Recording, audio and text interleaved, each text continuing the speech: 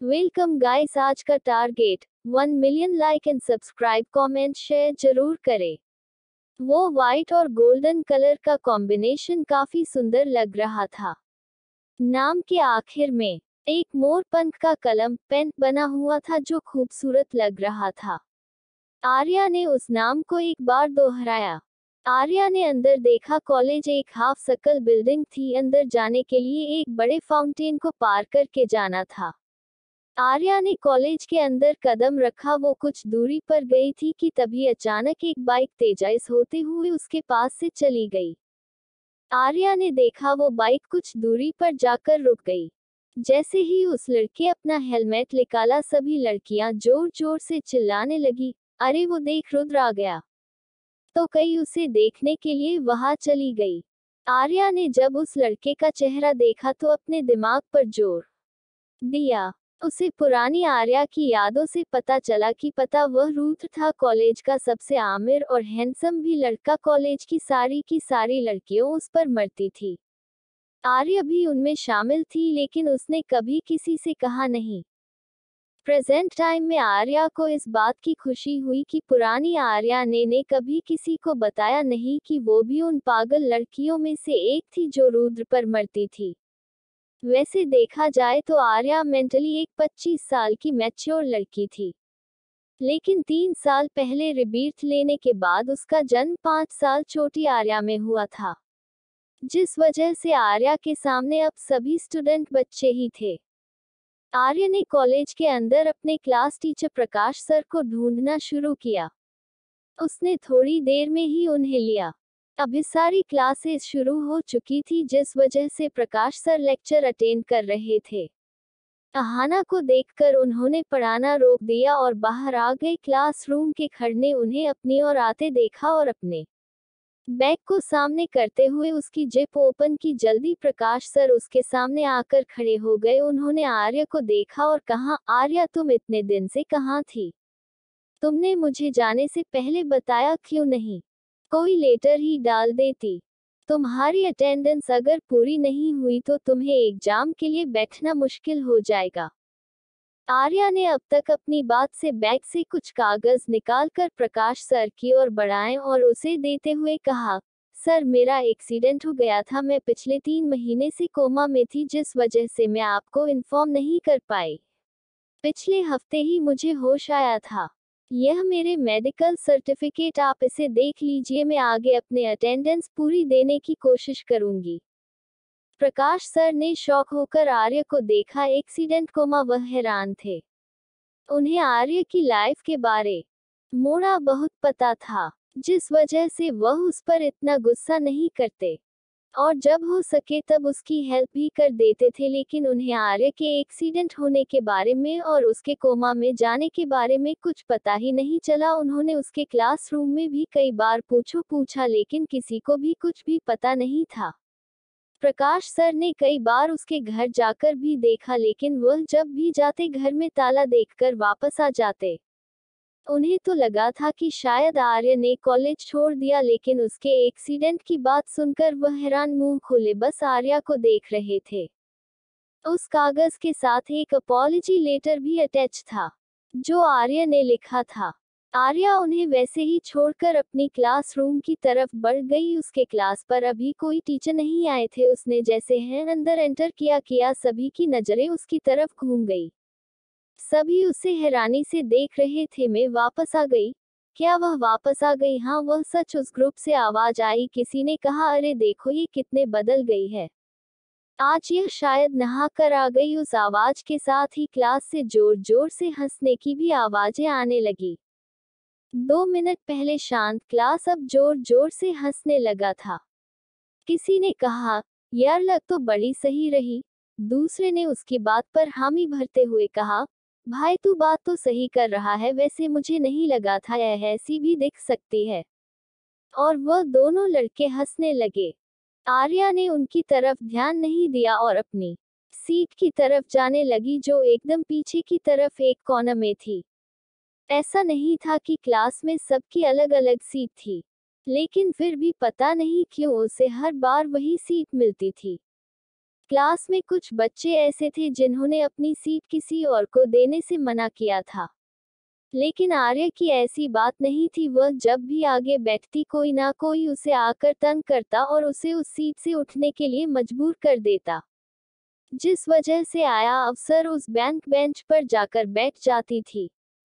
आर्य की आज की एंट्री देखकर ना ही सिर्फ लड़के बल्कि लड़कियां भी उसके बारे में बात कर रहे थे, क्योंकि हर बार थोड़े बिखरे बाल लेकर आने वाली लड़की, हर बार अपने कपड़ों पर दाग धब्बे लेकर आने वाली लड़की और आज एकदम स्टाइल से नीट एंड क्लीन आने वाली लड़की में जमीन आसमान का फर्क था, जो साफ साफ दिखाई दे रहा था। सब सोच रहे थे कि पिछले 3 महीने से जो लड़की ऐसे गायब हो गई थी जैसे उसे आसमान निगल लिया या जमीन खा गई, जैसे वो इस दुनिया में एग्जिस्ट ही ना करती हो, वो वापस आ गई है। आर्य की आज की एंट्री देखकर ना ही सिर्फ लड़के बल्कि लड़कियां भी उसके बारे में बात कर रहे थे, क्योंकि हर बार थोड़े बिखरे बाल लेकर आने वाली लड़की, हर बार अपने कपड़ों पर दाग धब्बे लेकर आने वाली लड़की और आज एकदम स्टाइल से नीट एंड क्लीन आने वाली लड़की में जमीन आसमान का फर्क था, जो साफ साफ दिखाई दे रहा था। सब सोच रहे थे कि पिछले 3 महीने से जो लड़की ऐसे गायब हो गई थी जैसे उसे आसमान निगल लिया या जमीन खा गई, जैसे वो इस दुनिया में एग्जिस्ट ही ना करती हो, शायद जिसे कुछ लोग भूल गए थे, वो अब वापस आ गई है। कुछ देर बाद एक लड़का अंदर आ गया और उसने कहा कि सर ने अर्जेंट छुट्टी ली है, जिस वजह से आज की क्लास नहीं होगी। उसकी इस बात को सुनकर सभी स्टूडेंट्स अपने अपने बालों में फिर से खो गए। क्लास नहीं होने वाली थी, जिस वजह से कई सारे स्टूडेंट्स बाहर जाने लगे। आर्य भी उठकर बाहर जाने के लिए खड़ी हुई, लेकिन वह जैसे ही आगे बढ़ी उसके सामने किसी ने आकर अपना बाग जोर से बेंच पर पटका।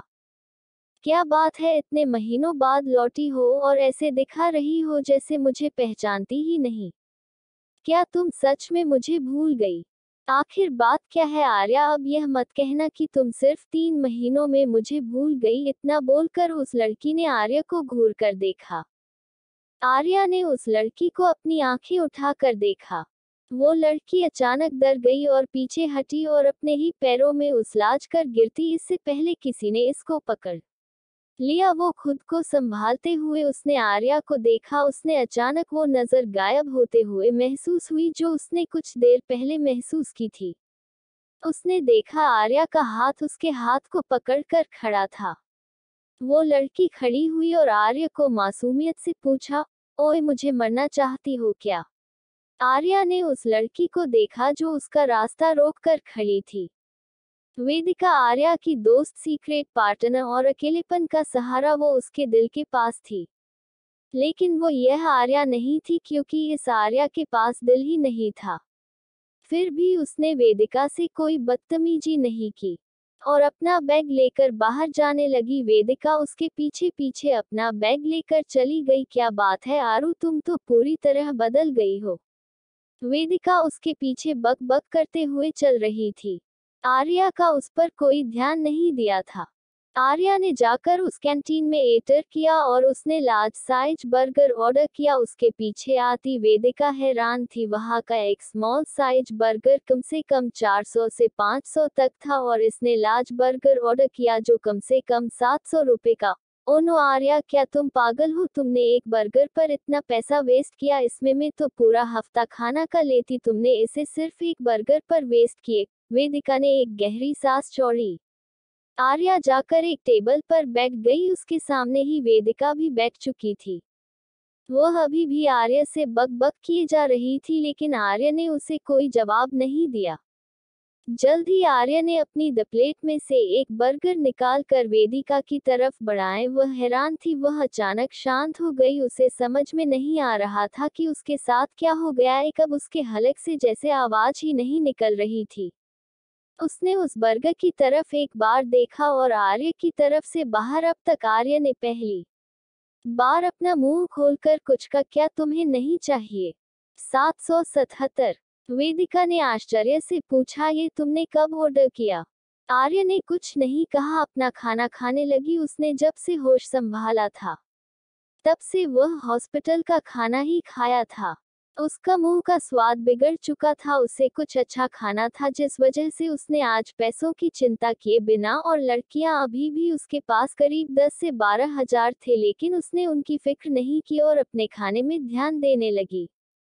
वेदिका ने से उसे खींचकर अपने हाथ में ले लिया। चाहिए, उसने कहा, और एक बड़ा सा बाइक होने के बाय पार कितना अच्छा लग रहा है, मजा आ गया, दिल तो कर रहा है कि एक बाइट में ही सारा खा, उस बाइट को निगलते हुए बोल रही थी। उतने में आर्यन ने उसकी तरफ अपना हाथ बढ़ाया, जिसे देखकर वेदिका हैरान थी। उसने अपनी भौं ऊपर उठाते हुए कहा, अब तुम्हें क्या चाहिए? फोन, आर्या ने कहा। तो तुमने सिर्फ मेरा फोन इस्तेमाल करने के लिए मुझे खाना खिलाया? आर्या ने अपनी पलकें झुकाए, जिसे देखकर देविका ने गुस्से में अपना फोन अनलॉक करके आर्या के हाथ में रख दिया। वेदिका अपना खाना खाने में व्यस्त थी, उसने आर्या पर ध्यान नहीं दिया, उसे बस कुछ टाइप करने की आवाज आ रही थी। कुछ पल बाद ही आर्या ने फोन को वेदिका को वापस किया और वहां से उठकर कैंटीन से बाहर जाने लगी। वेदिका भी जल्दी ही अपना आखिरी निवाला अपने मुंह में डालते हुए उसका पीछा करने लगी। आर्या की आखिरी क्लास खत्म हुई और ये वेदिका के साथ कॉलेज में निकल गई। इस बीच उसे पता चला कि वो एक्सीडेंट से पहले एक की शॉप पर जॉब करती थी। उसने वहां जाने का सोचा क्योंकि उसे रिजॉइन होना था, लेकिन आज गेट बंद था, जिस वजह से वह सीधे घर चली गई।